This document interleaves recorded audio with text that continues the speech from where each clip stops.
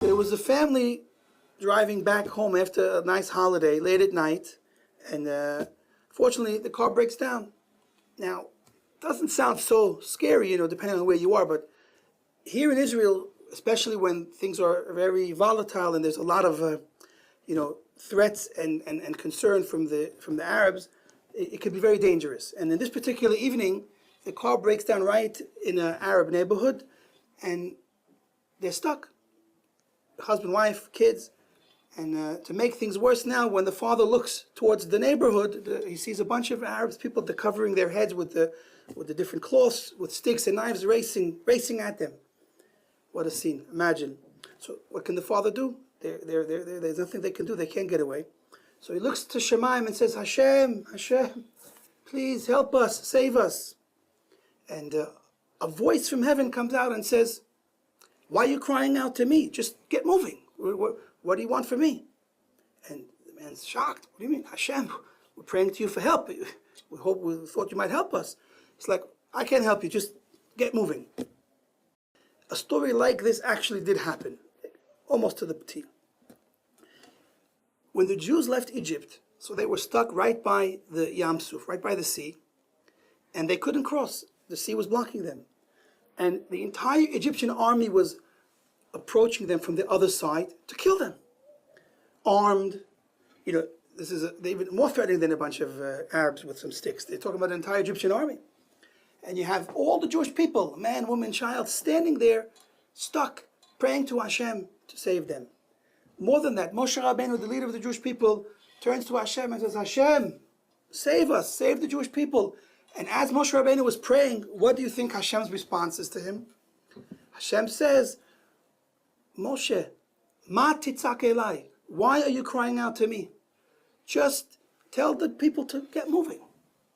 And, this is a very, very unusual response from Hashem. I mean, who are we supposed to pray to in our time of need if not Hashem?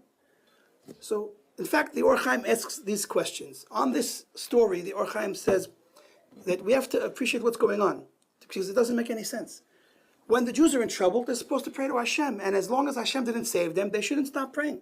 So how can Hashem respond to Moshe Rabbeinu, why are you crying out to me, just get moving? That's what we're supposed to do when we're stuck and when we're in trouble. We're supposed to turn to Hashem. So he answers an unbelievable answer, but in order to appreciate fully his answer, I would like to just preface with an idea, because it's a very deep answer what he says. Now, we know that there's a verse that we say every day, twice a day, Shema Yisrael, Hashem Elokeinu, Hashem Echad. Here, Israel, Hashem is our God, Hashem is one.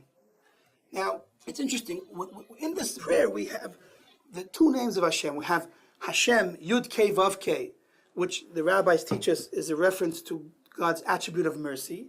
And we have Elokeinu, which is a representation of Hashem's attribute of din, of judgment, punishment. But these are two opposite names. And it ends by saying Hashem Echad.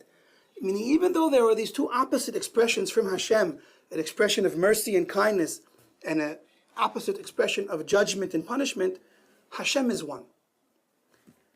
Now, with that, let's appreciate the answer of the Ohr Chaim. What's going on exactly with the Jews sitting there by the ocean? Why were they stuck? So they had to get on the other side of the ocean and to continue to Har Sinai. Hashem at that point wanted to make them a miracle. Hashem wanted to split the sea. The problem was that the Jewish people were not deserving of a miracle. They were guilty of sins. And Midat Hadin, the God's attribute of judgment, was saying they don't deserve to be saved. So there was a standstill. Imagine, take two strong people, very strong, muscly people, arm wrestling. And one's pushing this way, the other's pushing that way, and they're at a deadlock. This is a crude example, but we'll appreciate it a little bit. So with that idea, we can understand Hashem's attribute of judgment and mercy. Sometimes they're at odds, and they're pushing each way, and they're deadlocked. I mean, mitzad Hashem's mercy, he wants to save the Jewish people, but mitzad din, they don't deserve. Imagine like this. Imagine husband and wife. The husband has a friend, and he asks his friend for a loan. He wants to give him the money. He's his good friend, and he knows that the person might not be the best at paying back loans, but his heart moves him that he wants to give him the loan anyway. He had heard the whole story, and he wants to give him the loan. He says, but I have to just check with my wife first. So he asks the wife, what do you think about giving him a loan? His wife says, no way. He owes a few people money, and I know he didn't pay them back, and I don't trust he's going to pay us back. The answer is no. So the husband has no choice but to go back to the man and say, listen, I want to give you the money, but my wife said, no, I can't. This is where we can appreciate what's going on. On the one hand, Hashem wanted to save the Jewish people, and he wanted to do for them a miracle. But the attribute of judgment was saying, no, they don't deserve it. Chazal speak about the fact that both the Jews and the Egyptians worshipped idols in Egypt. And they were saying, how can you save these people that worship idols and kill those people that worship idols? They both are guilty. It's not fair to save one. Now, Hashem loves his people and Hashem wants to save them, but Hashem is also truth and just. And so it's not fair to do something that's not fair, that's not emes. So the Ohr Somayach explains like this. Hashem says to Moshe, Moshe, I want to do the miracle for the Jewish people, but they don't deserve. And midat hadin, the attribute of judgment, is not letting me. But I'll give you advice. I'll tell you what to do, and then I'll be able to save them. Tell the Jewish people to start moving forward into the ocean, into the sea. Tell them Hashem promised us that he's going to take care of us and that he's going to deliver us to Har Sinai. Just start moving. Even though you see a sea in front of you, doesn't matter. Trust in Hashem, and if you will, on that trust in Hashem, act and move and start traveling, then you'll have the schus, you'll have the merit for me to push off the din that's blocking, and I'll be able to save you. And that's exactly what happens. Moshe tells the Jewish people to travel forward, and they start to travel forward. And the first person to jump in the ocean, of course, was Nachshon ben Amminadav. He jumped in till the water got up to his mouth. And of course, miraculously at that point, the Jews were saved. So we see in the merit of them trusting in Hashem and going forward, risking their life, and Nachshon particularly going into the ocean, now the Jewish people had the collective merit for Hashem to say, Midas Adin, they are now deserving of being saved. And so now Midas Adin had to be quiet, and we merited to see that great miracle, and we were saved. Now, this explanation of the Ohr Somayach is unbelievably insightful, and with it, it gives us an unbelievable lesson in how we need to try to relate to Hashem.